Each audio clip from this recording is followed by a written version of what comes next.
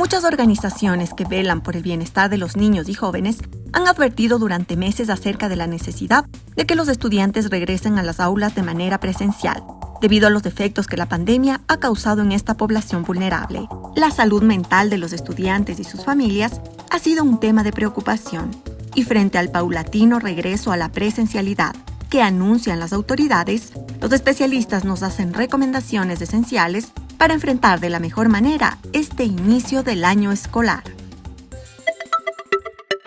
Este retorno a clases está cargado de desafíos. Uno de ellos, muy pesado desde que empezó la pandemia, es el aspecto emocional y psicológico.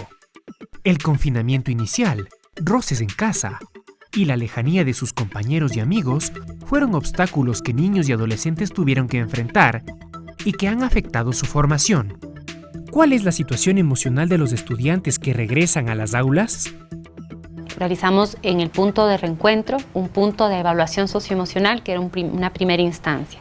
Luego, en la institución educativa, una evaluación socioemocional y diagnóstica que se realiza al inicio del año lectivo. Siempre se realiza y ahora es todavía más importante. Y la activación de los protocolos con los departamentos de consejería estudiantil. ¿Cuáles son los impactos que hemos podido identificar? Por un lado, los efectos de mantenerse aislados, muchos estudiantes, sobre todo en áreas urbanas, que no han tenido contacto con otros niños o jóvenes de su misma edad durante un periodo muy prolongado, más de 17 meses. Otro elemento que afecta a lo socioemocional y a lo psicosocial tiene que ver con el incremento en los índices de violencia intrafamiliar durante la pandemia. El miedo de contagio, el miedo del virus, que en algunos casos se exacerba y que genera sobre todo ansiedad y estrés. Los índices de ansiedad y estrés por esta causal son más comunes en los jóvenes a nivel de básica, superior y bachillerato, y tenemos que estar atentos a esos síntomas para poder atender y también calmar a la población, porque la salud mental ha sido muy afectada, no solamente por la pandemia, sino por otros elementos como tienen que ver con la pobreza. Los incrementos de índices de pobreza, de desempleo, también afectan la dinámica familiar, aumentan el estrés, aumentan la ansiedad en las familias, y esto tiene un efecto también en los niños que ven que sus papás están angustiados, que se dan cuenta de que la situación no es normal. Por lo tanto, esto también es algo que debemos considerar en el sistema educativo nacional. Y como consecuencia de estas circunstancias, niños, niñas y adolescentes pueden presentar problemas de adaptación en este retorno a clases. Analicemos en primer lugar a los menores de 11 años. Entonces, para los niños más pequeños, en ciertos casos puede que no quieran ir a la escuela en realidad, a los colegios, que no puedan regresar, que no quieran hacerlo.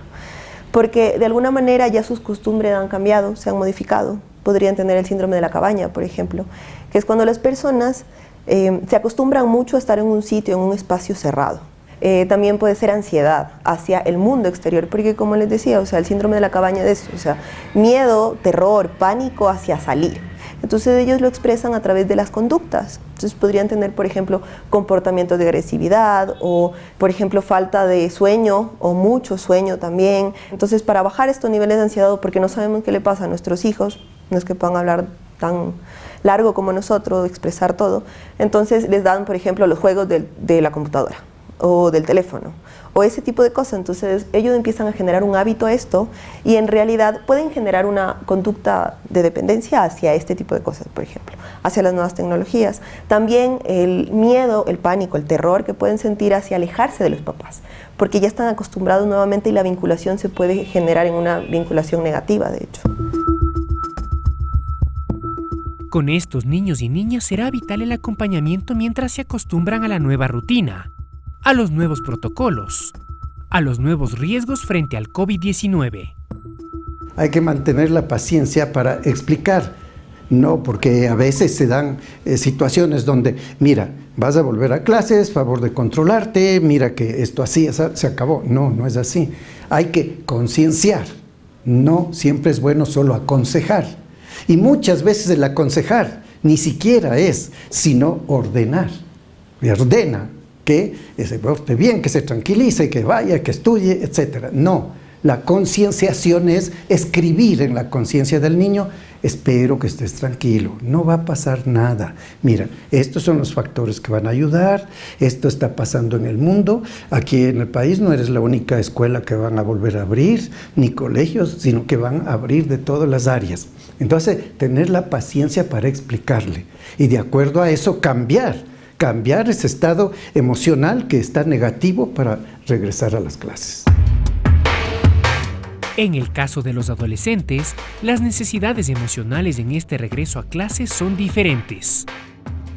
Los adolescentes en su mayoría probablemente quieran regresar, ¿no? Rápido.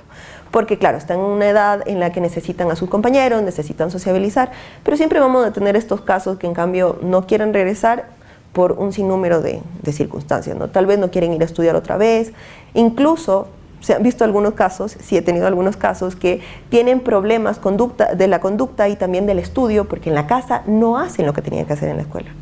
Entonces no hacen nada de esto, aparte apagan la cámara y dicen, profe, se me dañó la cámara, entonces se ponen a dormir, se ponen a hacer cualquier otra cosa, y los niveles de ansiedad que también pueden tener esta población se elevan muchísimo. Probablemente digamos que un adolescente va a regresar y ya no están los amigos que estaban antes. Eso ya va a ser una crisis para ellos. También, por ejemplo, el hecho de que estén en sus casas los vuelve irritables también. También están en esta etapa en la que están en un cambio constante emocional. Entonces la variabilidad emocional también puede tener picos muy altos, picos muy bajos, el intentar huir de la casa e irse con sus amigos, o a su vez el quedarse en la casa, no querer hacer absolutamente nada. O sea, tenemos también estos polos en la adolescencia. En el caso de Daniela, varios factores le hacían temer el regreso a las aulas. Yo empecé a venir acá al psicólogo porque como ya vamos a regresar a clases presenciales, es un proceso difícil, ya que nos hemos acostumbrado a la modalidad virtual, entonces me tocaba otra vez levantarme más temprano, porque cuando estábamos en virtual entrábamos un poquito más tarde, entonces otra vez levantarme temprano, ponerme el uniforme, ir al colegio, otra vez estar conviviendo ya las personas. Puede ser también que teníamos más ayuda del internet, entonces ahí podíamos cualquier cosa que no sabíamos buscar. Me veo frecuentemente con mi abuelita, entonces era algo que me da miedo contagiarle, y ahorita que hay más variantes, entonces eso puede ser lo que me preocupa. Con ayuda de terapia, Daniela está más preparada para el nuevo año lectivo. Volver a ver a sus compañeros y amigos es también un estímulo para volver a las aulas. Este contacto social será uno de los más grandes aportes al bienestar de los adolescentes.